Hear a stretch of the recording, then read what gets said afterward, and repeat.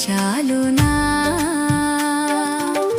గర్భఫలమైన నా జ్యేష్ఠ పుత్రుని నీకిచ్చిన చాలునా